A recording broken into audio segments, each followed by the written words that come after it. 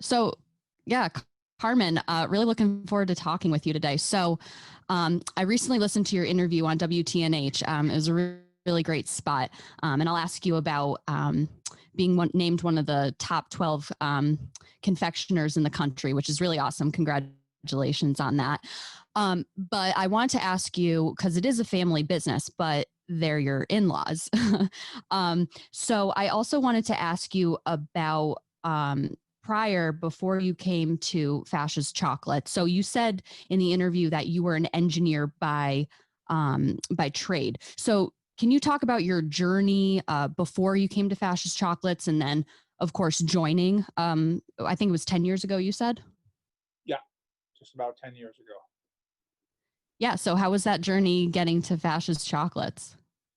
Okay, so I was born and raised in Waterbury, Connecticut. I left for college, did not know anything about Fascia's at the time, even though they were at the time still a home-based business, had just gotten out of their home. So these are the 80s. I left. I'm an engineer by training. I went to WPI and joined GE out of school.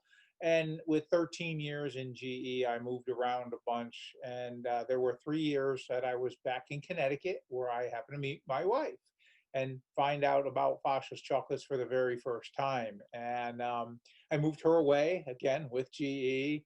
And then we came back up to New England with a different company where I was working in sprinkler systems. It was a company called Simplex Grinnell, and I was a national account manager.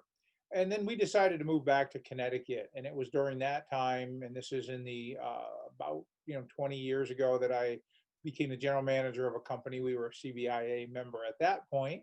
I left that company to become a general manager of a manufacturing company that was a wholly owned subsidiary of a Minnesota-based company. But that's important because it was during this time, of course, that I knew about I was in the family at this point and very interested in business. So I helped a little bit, and there were times I actually took vacation to come work in the chocolate factory around the holidays. It was just helping out. So I got to know the business pretty well. The real key was in 2008, when my in-laws are in their late 60s, early 70s, still running the business. Three daughters with young children who all were working here, but that was their primary thing, is the family, not the business. So they were thinking about retiring, thinking about selling, hiring somebody to run it for them when they lost their lease. And this was a huge thing. Imagine a mom and pop shop, all retail, and you're told with 2 months notice you don't have a place anymore. So we moved suddenly into an industrial environment, no good retail, no visibility, no handicap accessibility, and half the size of what we needed. Well, it was during this move I was already in process of moving the company that I was hired to be the general manager of to Minnesota, and I knew I wasn't going. So that's where it became somewhat convenient. They ran the business for about a year while what I was doing was going on, and my wife and I made both an easy and a hard decision. Emotionally, it was very easy to want to run a chocolate shop. Financially and all, it was very difficult to step out of the corporate world into something that I did not know could provide for the family at the time. So that was my quote unquote journey in. They let me in, but there was a necessity to really work hard and try to rebuild the business. I mean, we were like a diamond in the rough, and we still are. We're still a very small company, but at that point, we had lost a lot and had to really kind of rebuild who we were. Yeah, absolutely. So that's a really interesting story. So, I mean, you've been there for quite a while, but how was it at first making the transition, or making the decision to make the transition from sprinkler systems and more mechanical work to chocolate? How was that?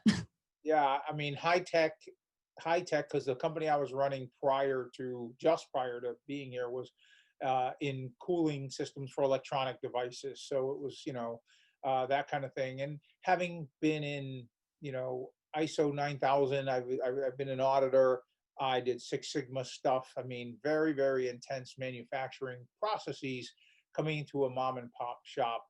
The one thing I think I learned the most was not to try to take the exact same manufacturing principles and move them into chocolate. I was smart enough to be aware, let's see how this goes. There are definitely principles that we're still putting in place, but it's all been a matter of time. You couldn't force things onto a family business. And I love my father-in-law. We get along phenomenally well. But at that point, he's 85 now. But 10 years ago, there was some headbutting going on because I wanted to do things a little differently than he had done for, at that point, 45 years. We're 56 years in business now. So, but as time has gone on, I've proved myself and I get very little pushback anymore. Well, that's good that you've been able to make little changes along the way. Working with your in-laws, I think that's very noble. I do work every day with my wife, my mother and father-in-law, and 2 sisters-in-law. So, and you know what? Even working with kids, they push back on you too. So family all around. They certainly do. So going back, Fascia's Chocolates, you were recently named one of the top 12 confectioners in the country by Peter's Chocolates. And I was doing some research and they distribute chocolate. So do you want to talk a little bit about, this is so weird to talk about. I've never talked about chocolate on a podcast before or in an interview, but what's the quality of that kind of chocolate and why is that your main supplier? Okay. So Daniel Peter invented milk chocolate back in the 1800s. 1867, he made the discovery. 1875, the company came into being. It is a very high quality chocolate. It has traveled through a couple corporate. It was part of Nestle Corporation for a bunch of years. It's now part of Cargill Cocoa and Chocolate. Cargill happens to be the second largest producer of chocolate in the world. Many people don't know 4 companies make up about 70% of all the world's chocolate supply. And even companies that are well known, that are thought of as chocolatier or chocolate companies, Godiva, Russell Stover's, Whitman's, here in Connecticut, Munson's, Bridgewater, we're all confectioners. We buy chocolate and do things with it. So it's all about the quality of what you buy. And we teach here in this building, my chocolate experience, which we've had over 40,000 people come through.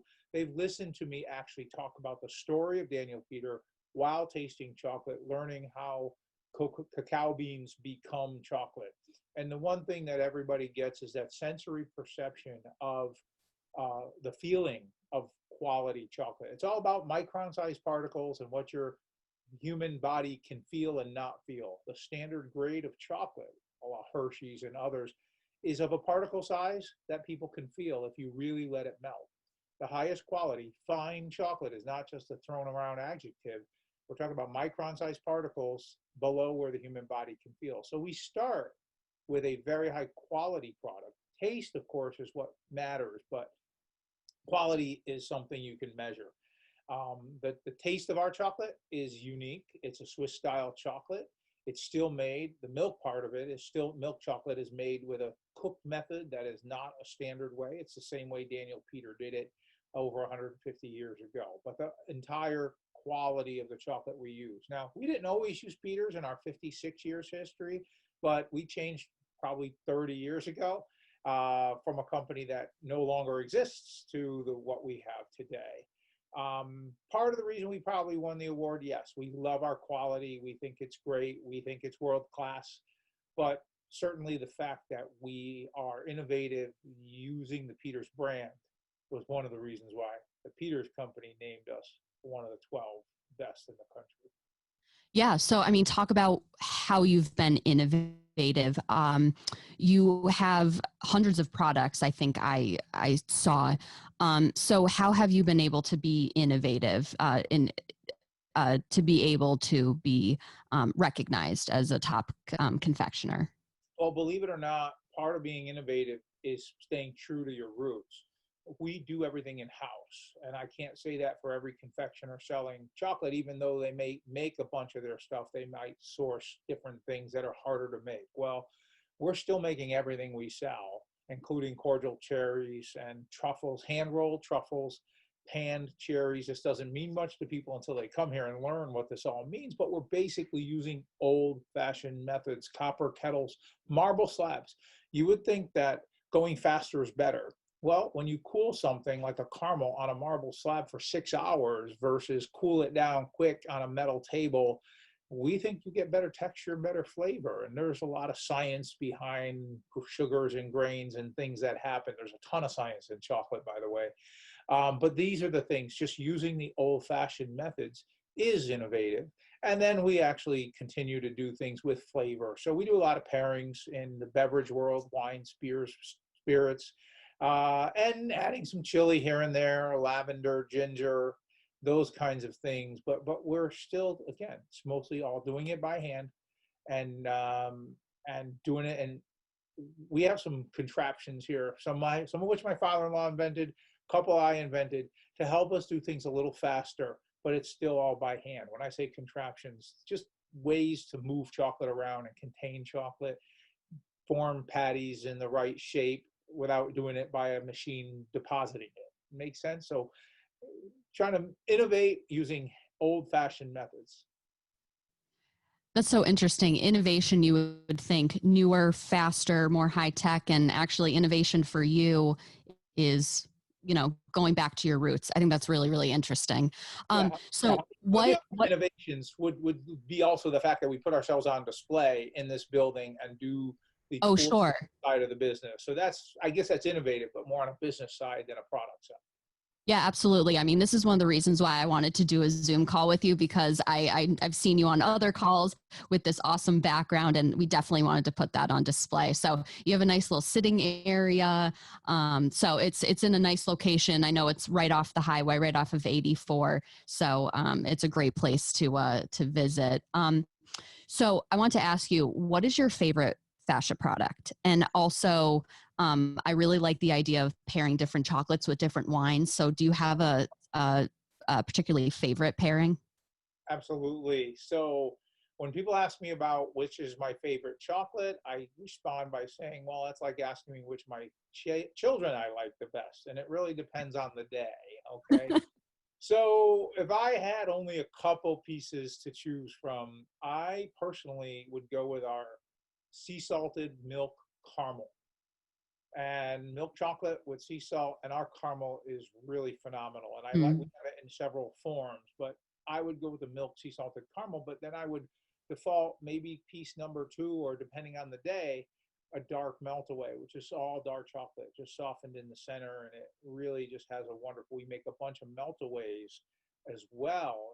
And maybe even if I'm feeling like something fruity, a raspberry meltaway, mint meltaway, peanut butter meltaway. These are all great pieces. But if I had to pick one pairing, I'm a red wine drinker. So I'll take our dark chili infused dark almond cup with sea salt on it, and a very dark red wine, a Cabernet, or even a Zinfandel. That would be one. We have a mocha meltaway, which I could actually pair with many dark beers. So I'm also would like porters and stouts, and I would get into, maybe mocha to pair with that, coffee-based beers and things. And that mocha meltaway also, by the way, goes with bourbon very well. Litchfield Distillery makes a coffee bourbon that goes particularly well with it. Oh, another Connecticut manufacturer shout out there. Wow. Okay. So I'm ready to eat chocolate immediately after this interview's over. That chili infused, that sounds really amazing. I'm sure the chocolate kind of counteracts the spice a little bit. Is that what it does? Yeah, there's another hot one that we have, which is a habanero sea salt on dark chocolate. So it's a little different. And you know what? You get different sensations. With the chili infused, it's a chili oil in the chocolate. So when you put it in your mouth, it has to melt. It's a slow heat, but it actually kind of stays with you. So those next 3 or 4 sips, you still kind of have that wonderful sensation. Whereas the habanero sea salt, it's all the heat is in the habanero infused sea salt, and that dissolves quickly. So you put it in your mouth, you get a burst of some heat, Yeah. but a sweet heat, habanero. And when you drink whatever you're having, wine, it kind of goes away quickly. So it depends on the mood. And I do know people who they hate me because they say they're addicted to not, they have to have their chocolate with their wine because it makes it so much better. Yeah, absolutely. There's a whole science behind that. So yeah, I love those tips. I'm definitely writing them down and taking them. So another big question that I've been asking all of our guests on the podcast: how have you been doing over the past 6 months since the pandemic hit? How has business been? Obviously, you're a little different, actually very different than a normal manufacturer. They're a part of a supply chain, but you are direct to consumer for the most part. Um, and people have been home for the most part, working from home. So how has the chocolate business been since the pandemic? A great question. We certainly were impacted. I mean, this happened right before Easter, which is actually our second largest holiday. And so not only, you had a lot of people panicked, and it was, and we're essential. Yes, as a food manufacturer, as a retailer, we're essential. We never had to close.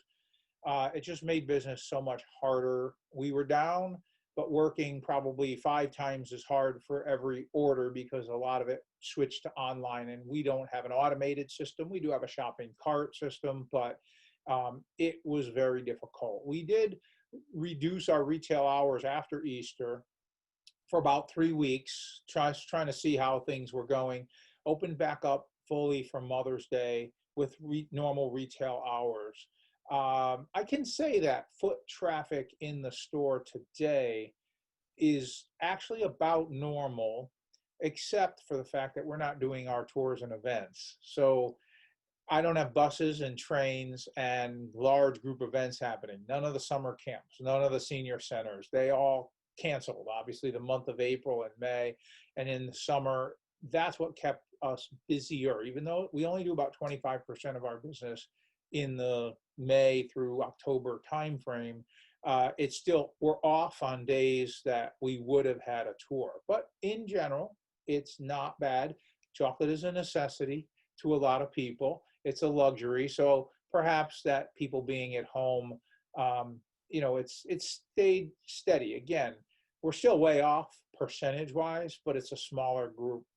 Now, you mentioned, yes, we are, although we're predominantly retail, we do have a wholesale business, which we're planning to build. In fact, as COVID was hitting, we have done a lot of things with UPC codes and packaging and merchandising for grocery stores, and that was going to be my next thing when COVID hit. So I'm now lifting that part up and getting great receptions from some grocery stores. But we do a lot of business to business, and I don't want to let CBIA members go without saying we do a lot of personalized and custom molds for businesses.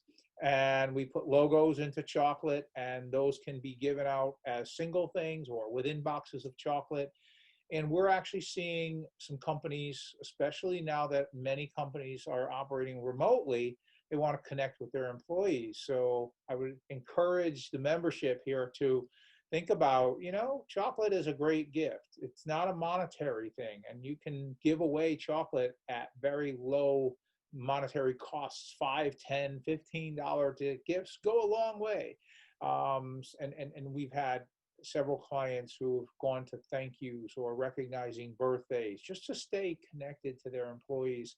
Although and that's a big part of why 75% of our business happens around the holidays, at that end of year thank you. That's a big thing. But saying something with chocolate, saying thank you with chocolate throughout the year is also great things for businesses to think about. Yeah, that's such a great point that you make. Just being able to stay connected. And I believe I have had a personalized Fascia chocolate square before, and it was very good. And it's really cool to see, a logo right on the chocolate bar. It's a really great idea. So I'm really glad that you said that. Last question I had for you. So business has slowed down a little bit. How have your employees been doing? How have you kept morale up, or did it just stay up? And what are you looking forward to over the next year? What's your outlook for the rest of 2020 and next year, depending on, we have no idea what's going to happen with this pandemic. So what are your thoughts on that? Well, we needed every employee we could get during the throes of the Easter holiday and all of that. And we had several who opted out for different reasons to stay home for COVID. I did not lay anybody off. We paid people through a period. We used the PPP. We ate that up very quickly. And I actually still have one employee who's now just coming back when her kids are going back to school, and she's decided to come back. But I actually have one employee who is not coming back for COVID reasons, meaning not for herself, but for the family she lives with, who are very highly susceptible. So I've let her work as remotely as possible. We're just not that kind of a place. It's a lot of hands-on, but I've altered what she does so that she could work at least part-time. But she's opting, really, she was our retail manager, actually. So somebody who has to really be in the store to do things, but I've let her continue to do things like, social media and some web work and things that can be done at home. So we've been impacted, yet we've kept all our employees. We're going to actually need to hire. We restaff here in the fall, because leading up to the holidays, we've been able to use the staff we've had for the summer and our low period, but we're going to have to staff back up. So I'm actually probably looking at 2 or 3 more employees, a lot of part-time. We're a 10 full-time equivalent business with over 20 actual names on the roster. There's only 4 full-time people. Okay, interesting. Well, I mean, that's good news to hear that you need to hire for that next upswing of business. So are you confident for the rest of 2020? Are you confident for next year that business is going to pick up a little bit? Well, again, that's the holiday will tell. Again, we can be down double-digit percentages in the summer and make that up with one corporate client, in the case of the holidays and that. So really, we're waiting to see. We're looking at our numbers, and I've been on calls with we're part of a national organization called the Retail Confectioners International, lots of small businesses like ourselves. And one of the questions that was asked on a recent, what we call Kettle Talk, but was a webinar, just sharing ideas. Many people are deciding, what their target will be for the holiday. Do you really ramp up as much as you would in normal? And if you don't ramp up and things are normal or good, you're not going to be able to sell chocolate. If you do ramp up and we have a resurgence and just things aren't that good, well, then you're sitting on a lot of chocolate. But we're going to take the optimistic view. And as I mentioned, we have a wholesale outlet that we haven't even touched called Independent Grocers. And I am I'm finally knocking on some doors that I hadn't, because we were not ready. We did UPC codes and merchandising, and I've gotten some good reception.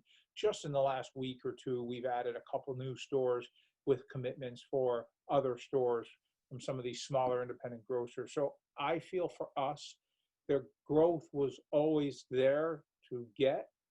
We've actually invested in our plant, and I'm actually looking at some solar projects and some expansion within the plant. So I'm being bullish that we'll grow.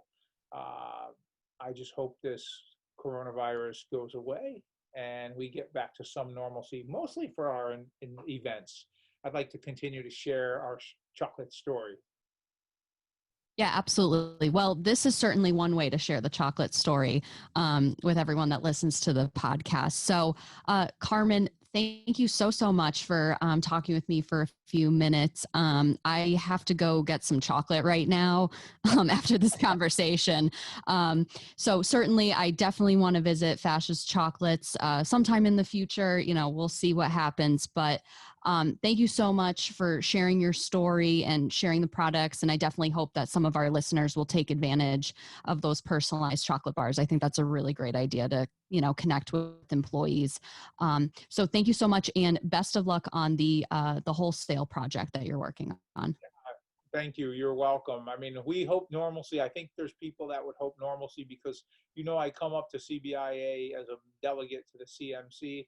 And I usually bring chocolate with me, and Zoom meetings just haven't cut it. So that's the one thing people want, is they tell me when we get back in person, because they miss me bringing chocolate to meetings. I know. That sounds great. I want to invite you to all my meetings too, so you can bring me chocolate. All right. Well, thank you so much. Take care. Thank you for the opportunity.